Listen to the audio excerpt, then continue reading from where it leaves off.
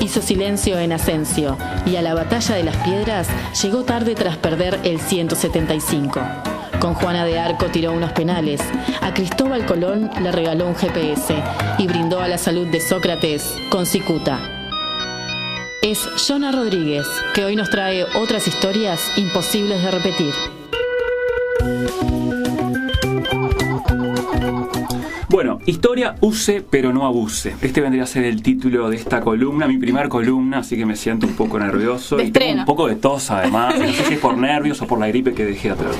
Bueno, en esta primera columna me gustaría reflexionar sobre algunos aspectos relacionados con la historia, con las historias y con los historiadores. Y comienzo con 3 lugares comunes cuando del estudio de la historia se trata. Y por lugares comunes vamos a entender esa frase que hemos dicho, que hemos repetido o escuchado muchas veces, siempre relacionado con la historia. La primera sería: la historia es siempre la misma, nunca cambia. A mí me lo han dicho varias veces. Sí.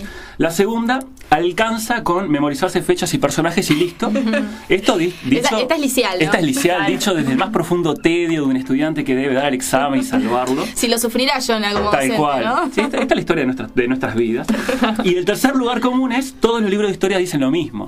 Más o menos dicen lo mismo, y acá me surge una pregunta, y es: ¿por qué hay tantos? Y mirados solamente desde afuera parecen ser todos distintos. Pero bueno, estos lugares comunes son erróneos, y parte de esta columna está dedicada a explicar por qué. Lo primero que tenemos que decir es que el error comienza por una particularidad que tiene el concepto historia, y es que tiene varios significados, no todos ellos relacionados entre sí, lo que ayuda a confundirnos. Por un lado, cuando hablamos de historia, hablamos de pasado, es decir, todo hecho o personaje anterior al momento presente estuvo en el pasado y por lo tanto fue historia. Y uno acá se podría poner filosófico y preguntarse si existe el presente, en la medida en la cual el pasado está continuamente devorando al presente. Esto ya es historia, lo que acabo de decir, ¿no? Pero bueno, no nos vamos a poner a discutir filosóficamente el presente, ni vamos a negar la existencia del futuro. Nos dejaríamos sin trabajo a Ana Clara y toda esta gente, y enemigos tan pronto no queremos generar. Entonces, usamos la palabra historia para referirnos al pasado, al cual contribuimos todos, a ese pasado, con el simple hecho de vivir.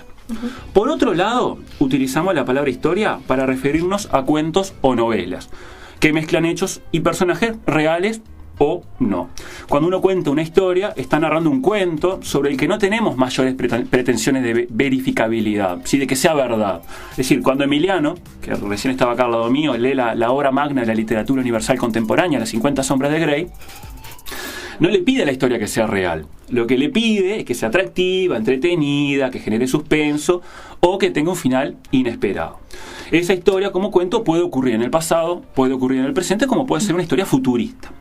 Y por último, utilizamos la palabra historia para hacer referencia al conjunto de reflexiones e interpretaciones que surgen de la investigación de algunos hechos del pasado. Es decir, la historia como investigación, como ciencia social, sobre esa historia sí tenemos pretensiones de verificabilidad y de comprobación, ¿tá? Pero de esto nos vamos a detener unos segundos más adelante. Entonces, si entendemos los 3 tipos de historia que acabo de presentar, entenderemos el error en el que cae el primer lugar común, el que dice que la historia no cambia.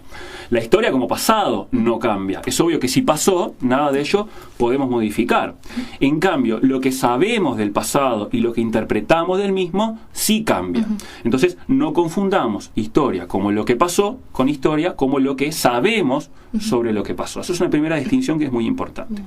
Si la historia como ciencia social, además, interpreta y analiza parte del pasado, no alcanza con saber fechas y personajes. Es decir, no seamos vagos, no alcanza con saber las fechas y los personajes. El interés por el pasado radica en explicarlo. Si yo quiero investigar, por ejemplo, el artiguismo, no me alcanza con repasar y ordenar todos los acontecimientos relacionados con la figura de Artigas. Podría ser una maldad y preguntarle cuándo nació Artigas, pero no lo vamos a hacer. Lo sé. A ver. 1764. ¿Pero el día y el mes? 19 de junio. Muy bien. Claro. ¿Y cuándo murió? 23 de septiembre de 1850. Excelente. Ah, qué bueno. Muy bien. ¿Para qué quiero saber más historia? ¿Para qué? Claro. Por eso alcanza, ¿no? Si hacemos eso, estamos haciendo una cronología, ¿sí? Va. Es decir, pero poco sabríamos sobre los motivos y las explicaciones de por qué las cosas ocurrieron de esa manera. Entonces, saber las fechas y los personajes es necesario, pero no es suficiente. Y si la historia es interpretación y análisis, y como los seres humanos somos todos distintos y tenemos diferentes puntos de vista, parecería lógico que no todos los libros digan lo mismo. Justamente, todo lo contrario, importan las diferencias, los matices y en el mejor de los casos, los debates. Ver pelearse dos historiadores es muy divertido.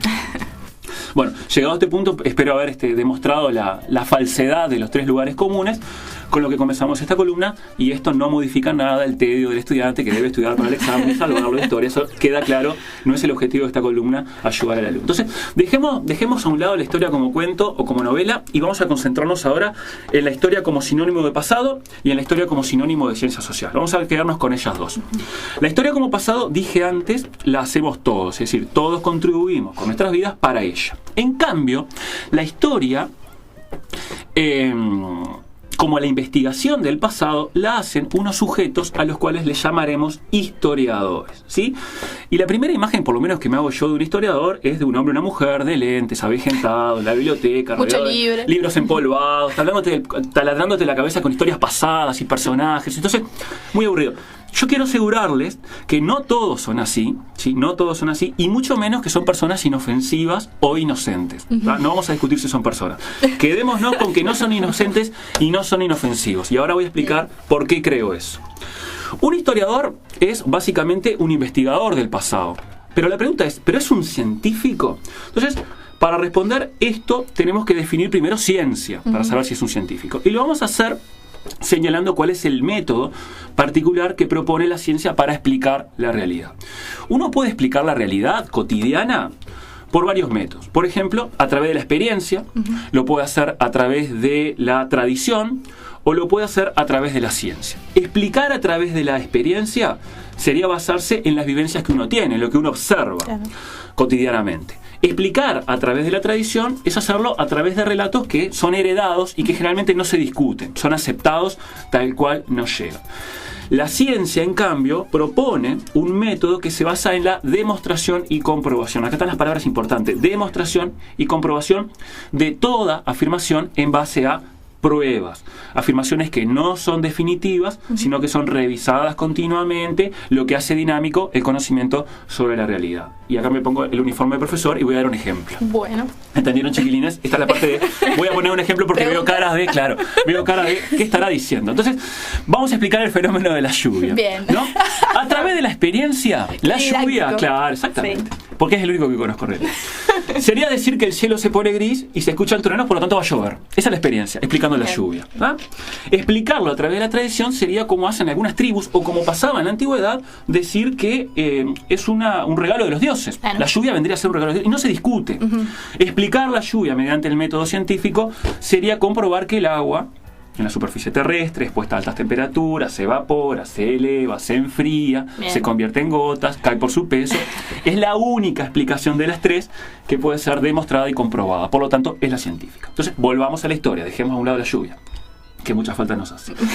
La historia es una ciencia, entonces, en la medida en que toda afirmación que hace el historiador sobre el pasado la debe demostrar y comprobar en base a fuentes confiables. Si no lo hace, si no muestra fuentes confiables, estaría haciendo una historia pero como un cuento, ¿sí? Una novela, y es por este motivo que las novelas históricas no son bien queridas por los historiadores. Los historiadores rechazan las novelas históricas por esto y porque obviamente le roban la venta de libros, que son los principales ingresos de un historiador. Es verdad, es verdad. Yo he asistido a varias clases donde he escuchado los peores insultos dichos por un profesor referidos a las novelas históricas.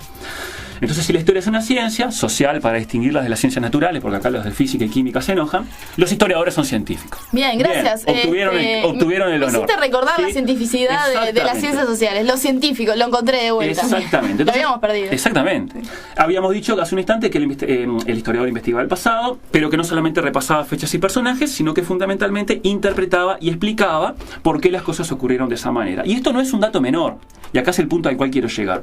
Y es que los historiadores no son inocentes porque sus interpretaciones del pasado no son inocentes. Voy a citar brevemente a Edward Carr, que es un historiador británico, periodista y teórico de las relaciones internacionales, y menciono todo lo que fue porque a mí siempre me llama la atención cómo la gente de antes era un montón de cosas. ¿Sí? Era abogado, político, periodista, economista, médico, naturalista, jugador de cricket, etcétera. Es decir, uno no entiende cómo podían ser tantas cosas y uno apenas no iniciado en algo. Padre también, claro, buen esposo, increíble, todo. increíble. Ahí vemos el daño que el internet y los medios de comunicación han hecho sobre nuestras cabezas. Bueno, este tipo, Edward Carr, que es un tipo muy importante, dice en un libro que se llama ¿Qué es la historia? No se mató mucho, del año 61, una frase que a nosotros nos gusta citar mucho y es: antes de estudiar historia, estudia al historiador. ¿Está? Invirtiendo la relación de importancia. ¿Cómo es? Pero primero tengo que estudiar al historiador y luego la historia. El historiador es muy importante y conocerlo nos dice mucho sobre lo que él va a escribir. Después se dice otra frase y es que, bueno, antes de estudiar al historiador hay que estudiar el ambiente histórico y social del historiador.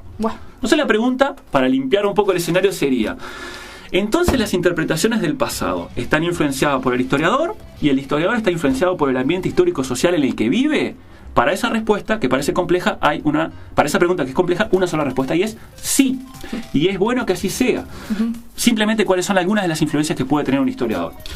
El historiador investiga el pasado a través de fuentes y de archivos. La interpretación que hace de esas fuentes va a depender de las preguntas que se haya hecho, de las fuentes de que dispone, de las que no dispone, de cómo las analice. Va a depender del ámbito académico desde que escribe, de las modas académicas que definen campos a trabajar y a no trabajar.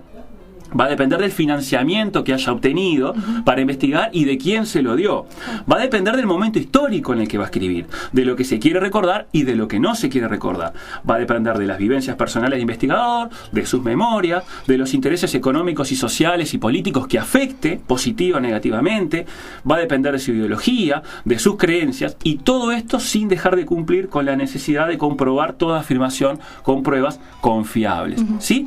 Haciendo historia, siendo un científico, sus interpretaciones se ven influenciadas por esta maraña enorme de determinantes. Entonces, no voy a extenderme mucho más en algunos ejemplos, simplemente para cerrar.